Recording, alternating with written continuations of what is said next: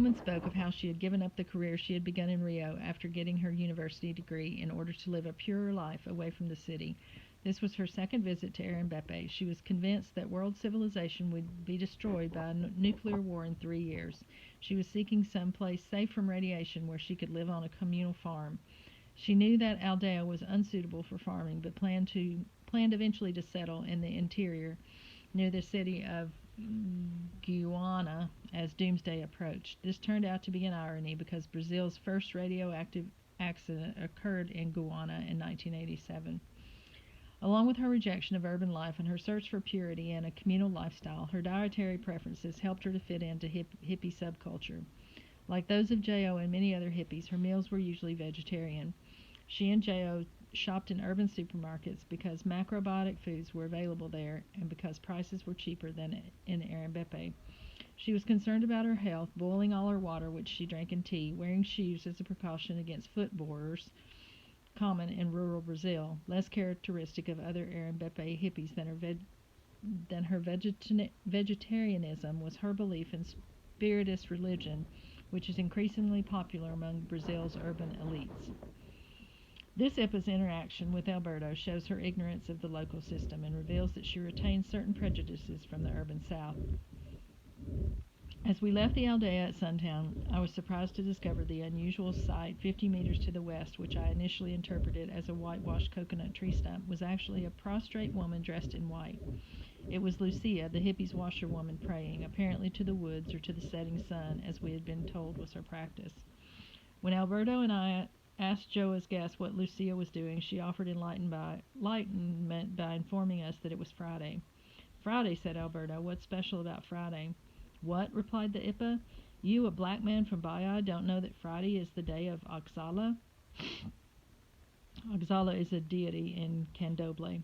No, huffed Alberto, I have nothing to do with Candomblé. Alberto's wife had participated in Candomblé, but he has always expressed adamant opposition to it. The Ipa was stereotyping. Because Alberto was a dark-skinned rural Bahian, he must, she thought, be a believer in Candomblé. She didn't realize that Candomblé's popularity, though growing, had traditionally been slight in Arambepe.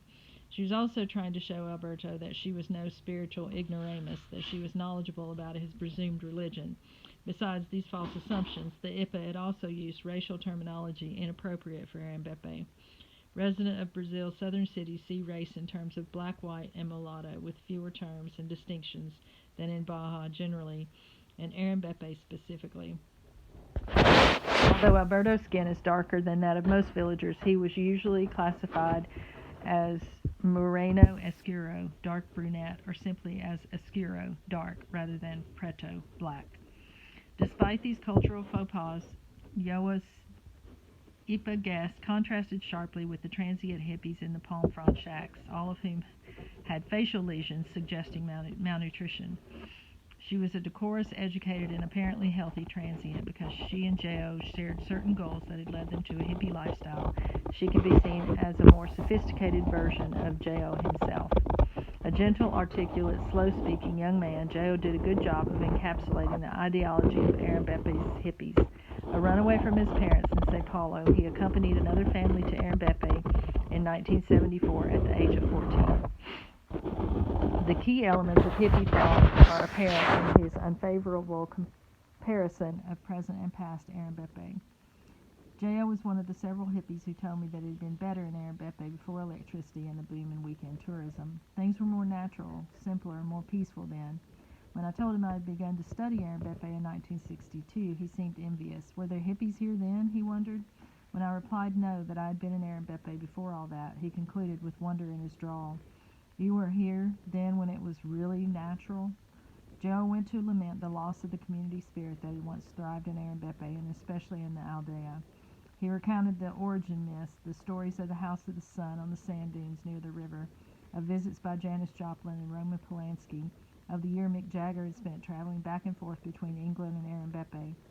At one time, J.O. asserted, Arambepe had been the drug capital of Brazil with all kinds of drugs, cocaine, marijuana, hashish, heroin, LSD, mushrooms, and other hallucinogens. Now drugs and rock stars had all but vanished, and community spirit had failed.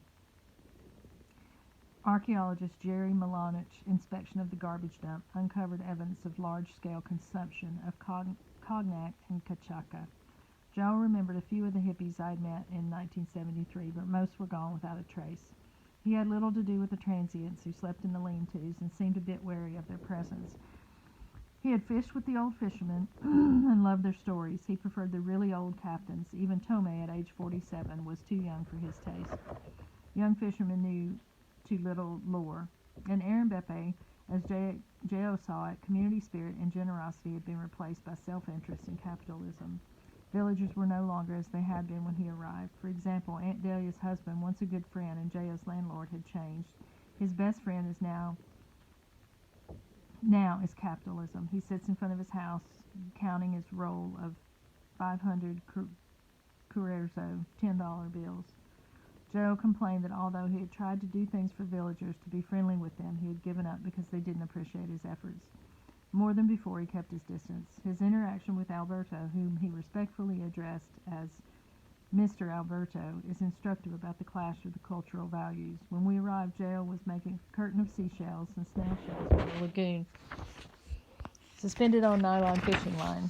We had been told by a hippie in southern Aaron Beppe that such a curtain, to be hung in a doorway or window, sold for the equivalent of $150.